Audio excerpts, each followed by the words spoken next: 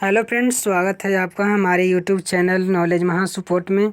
फिर से आपके साथ एक नए वीडियो के साथ आज हम कक्षा 10 के संस्कृत गोधली भाग 2 चैप्टर नंबर 9 के बारे में, जो चैप्टर नंबर 9 में है, जो स्वामी दयानंद सरस्वती के बारे में उनसे कुछ जुड़े फैक्ट हैं, उसके बारे में हम आज चर्चा करेंगे।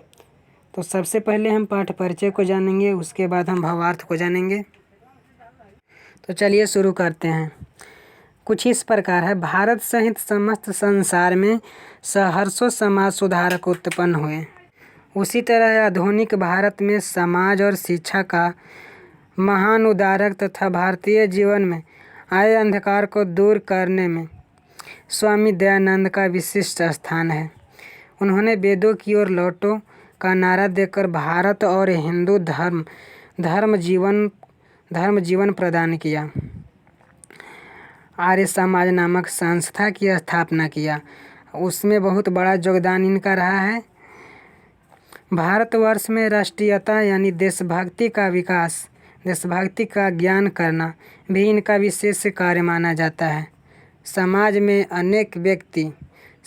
में अनेक दूषित प्रथाओं को खंडित विरोध कर शुद्ध तत्व वास्तविकता का ज्ञान प्रचार प्रसार दयानंद ने किया। इस पाठ में स्वामी दयानंद का परिचय और समाज उद्धार में इनका योगदान को वर्णित किया गया है। इसका कुछ भावार्थ इस प्रकार है। मध्यकाल में अनेक प्रकार के गलत रीति रिवाज थे। भारत में अनेक प्रकार के रीति रिवाज थे, दूषित थे, गंदे थे, जैसे जातिवाद से कई विषमता, छुआछूत, धर्म कार्यों में आडंबर, स्त्रियों की अशिक्षा, विधवाओं की दयनीय निंदनीय स्थिति और शिक्षा की अव्यवस्था में कमी थी। यह पहले हुआ करता था। अनेक दोष प्राचीन भारतीय समाज में था। इसीलिए अनेक दलित हिंदू समाज अपमानित होकर, तिरस्कृत होकर अपने धर्म को परिवर्तन करना चाहते थे, और वो ऐसा किए भी। इस प्रकार की विषम परिस्थिति में 19वीं शताब्दी में कुछ धर्म उद्धारक में समाज सुधारक, सत्य की खोज करने वाले और समाज को विषमता को दूर करने वाले व्यक्तियों का जन्म हुआ, भारतवर्ष में प्रादुर्भाव हुआ। उनमें निश्चय ही स्वामी दयानंद सरस्वती के विचारों का व्यापक प्रभाव और स्वामी दयानंद सरस्वती के विचारों का व्यापक प्रभाव और समाज उद्धार के संकल्प से उनका स्थान सर्वोत्तम और सर्वोच्च है। उनमें से स्वामी दयानंद सरस्वती का भी नाम है, क्योंकि हम उसी पाठ के बारे में चर्चा कर रहे हैं। तो स्वामी दयानंद सरस्वती का जन्म गुजरात प्रांत में हुआ था, टंकारा नामक गांव में। एक कुलीन ब्राह्मण से परिवार में हुआ था। कब हुआ था? 12 फरवरी 1824 ईस्वी में उनका जन्म हुआ था। यानी गुजरात में 12 फरवरी 1824 ईस्वी में जन्म हुआ था। बालक का नाम यानी उनका बचपन का नाम मूलशंकर रखा गया था।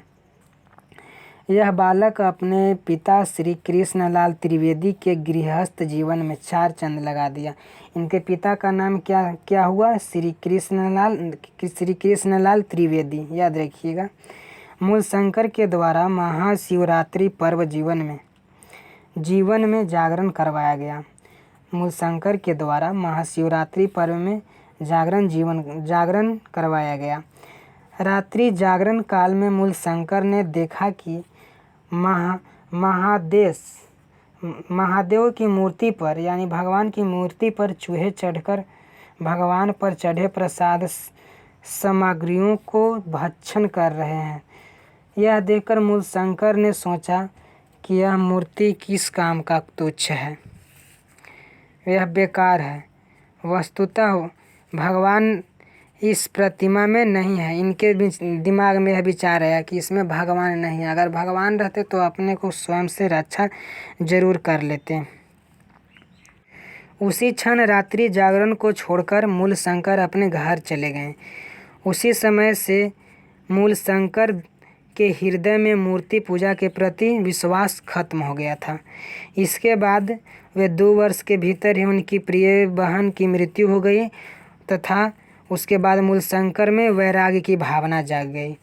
उन्होंने घर परिवार त्याग दिया और विभिन्न विद्वानों, सज्जनों और साधु संत जनों की संगति में भ्रमण करते हुए मथुरा में स्वामी बिरजानंद विट्ठल नामक अंधे विद्वान के पास पहुँचे।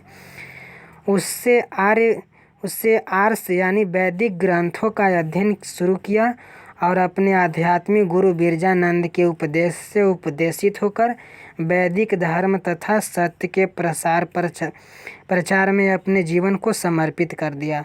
इनके गुरु का नाम क्या हुआ? बिरजानंद, याद रखेंगे आप।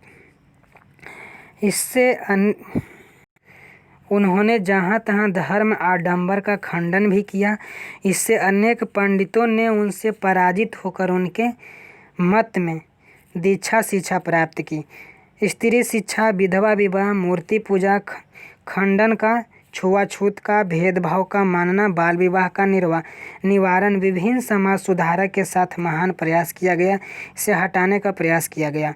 उन्होंने अपने अनुयायियों लोगों के यानी जो उनके जो पक्ष में थे उनके साथ ये सिद्धियों का संकुलन हेतु सत्यार्थ प्रकाश पुस्तक की रचना की। इनका एक पुस्तक है सत्यार्थ प्रकाश, ये परीक्षा में पूछा जाता है, इसे आप याद रखेंगे। सत्यार्थ प्रकाश पुस्तक की रचना की। वे वेदों का हिंदी तथा संस्कृत भाषा में अनुवाद कर प्रचार किए। प्राचीन शिक्षा में दोषों को दिखाकर नवीन शिक्षा पद्धति का राह दिखाया। इन्होंने अपने सिद्धांतों का मूर्त रूप हेतु सन 1875 ईस्वी में मुंबई नगर में गिरगांव में आर्य समाज संस्था की स्थापना की। आजकल आर्य समाज की शाखा और उप अवगुणों को दूर कर शुद्ध कर रहा है, बुद्धि ला रहा है। सन 1883 ईस्वी में इनके मृत्यु के बाद इनके अनुयायियों द्वारा गुरुकुल शिक्षा पद्धति में डीएवी का फुल फॉर्म होता है दयानंद एंग्लो वैदिक विद्यालयों की स्थापना की गई। और इस प्रकार वर्तमान शिक्षा पद्धति और समाज में परिवर्तन में दयानंद तथा आर्य समाज का योगदान सदा स्मरणीय है। इस प्रकार से इन्हें भुलाया नहीं जा सकता है। प्रारंभिक शिक्षा की बात करें तो इनकी प्रारंभिक शिक्षा संस्कृत भाषा में हुई थी। बस आज के लिए इतना ही। पाठ परिचय और भावार्थ समाप्त हो गया है।